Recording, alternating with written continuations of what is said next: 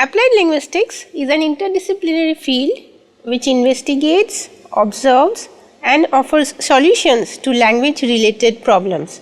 So, there are a number of interdisciplinary areas which contribute to applied linguistics. The other disciplines which have contributed to applied linguistics are education, linguistics, psychology, computer science, anthropology and sociology. From education we have classroom management and error analysis. From linguistics we have linguistic theories regarding phonology, regarding syntax. From psychology we have cognitive psychology and psychological theories of language acquisition. Computer science we have from computer science computer simulation program and immersion programs. Anthropology we have anthropological views of language, and from sociology we have functional views of language.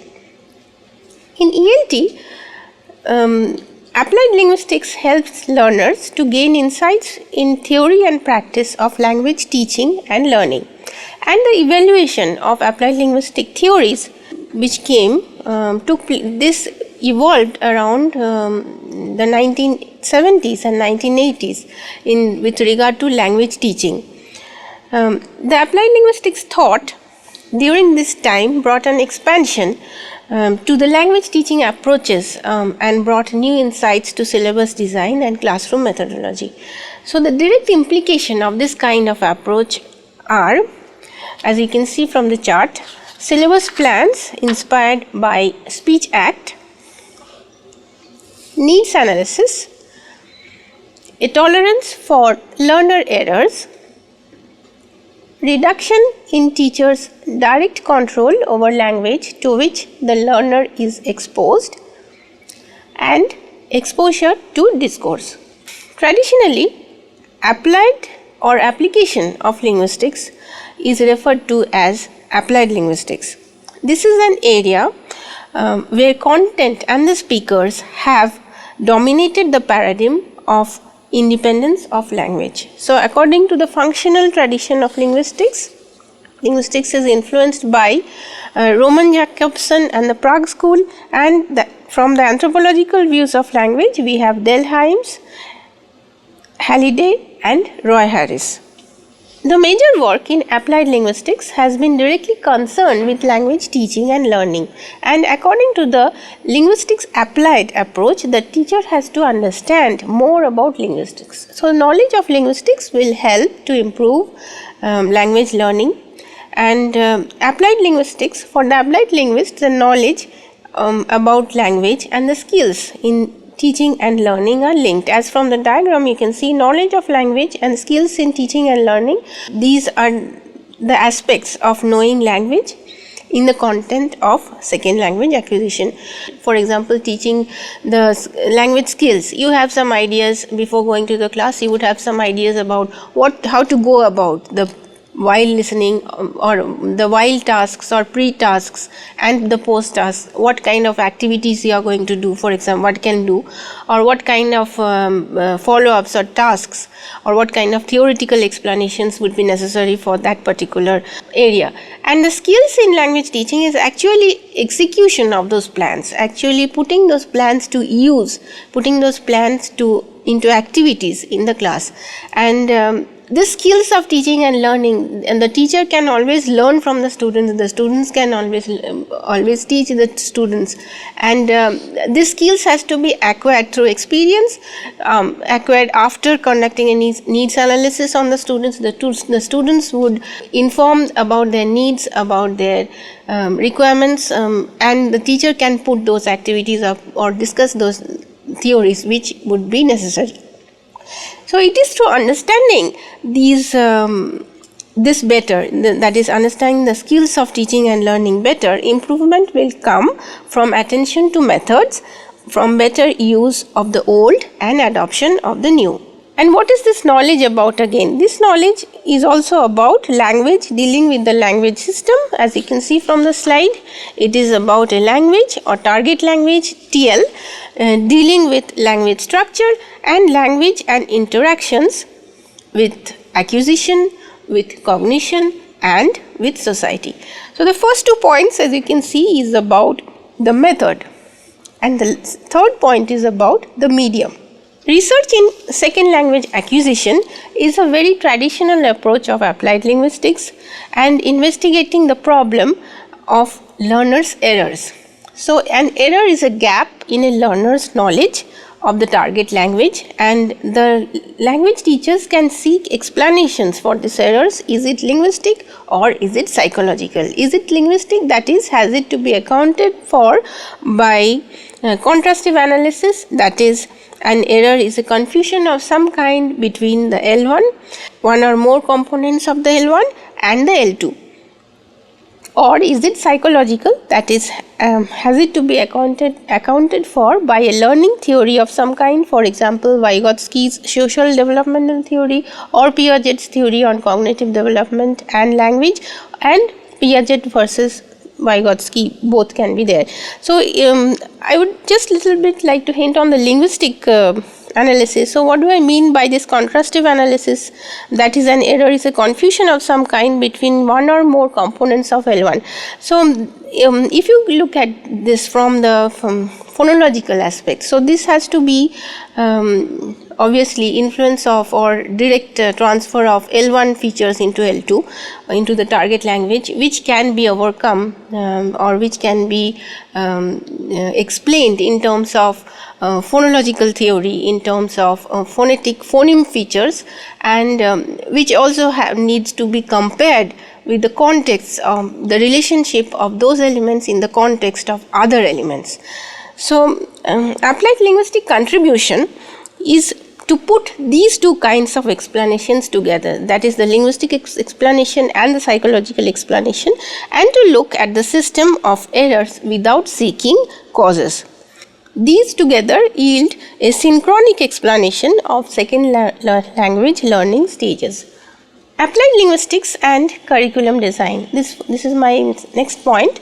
So curriculum design refers to the goals, content, implementation and evaluation of an education system, and thus in the language teaching we all know curriculum includes, as from the slide, the study of the purposes for which a learner needs a language, that is conducting a needs analysis, the settings of the objectives and the development of a syllabus, teaching methods and materials, and the evaluation of the effects of these procedures on the learner's language ability. The basic applied linguistic contribution in curriculum design is to provide a plan.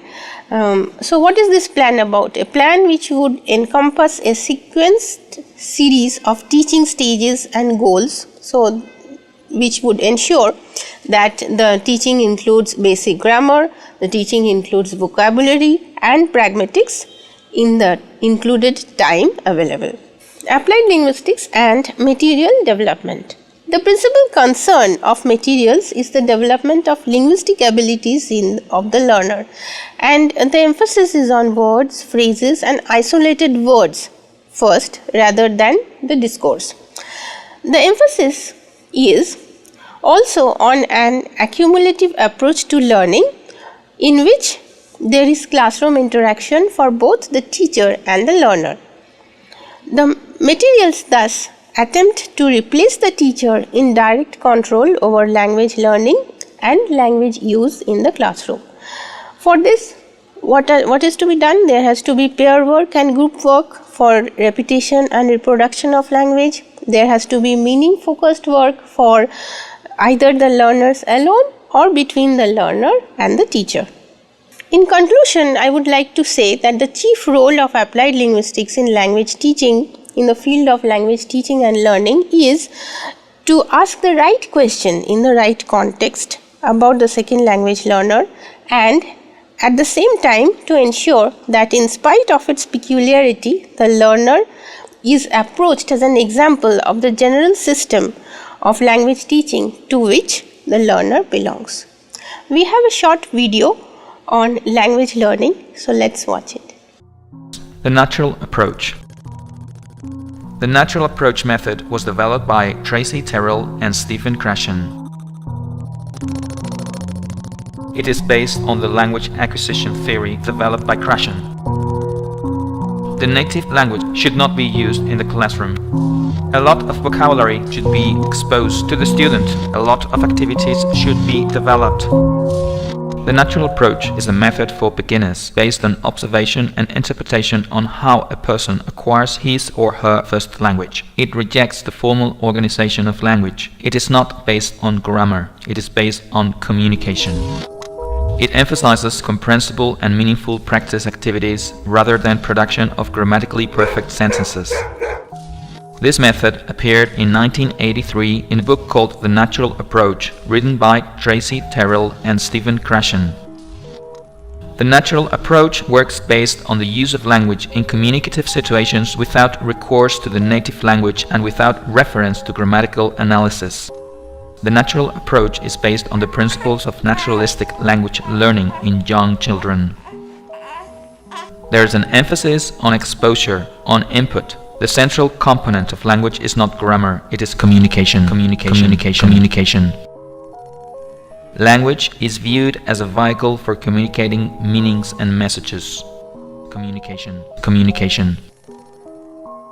The lexicon for both perception and production is considered critical in the construction of messages. Krashen language acquisition theory. The natural approach is based on Krashen language acquisition theory. Principal tenets of this theory are the following. The acquisition-learning hypothesis. There are two distinctive ways of developing competence in a second language: acquisition and learning. Acquisition is an unconscious process that involves the naturalistic development of language proficiency through understanding and using language for meaningful communication. The monitor hypothesis. Conscious learning can function only as a monitor that checks and repairs the output. Therefore, acquisition is always much better for learning. The natural order hypothesis. Certain grammatical structures are acquired before others. For instance, the present tense is acquired before the past tense. The input hypothesis. People acquire language best by understanding input that is slightly beyond their current level of competence. The affective filter hypothesis. The emotional state and the attitudes are an adjustable filter that freely passes or blocks input necessary to acquisition. The student needs motivation, self-confidence, and low anxiety.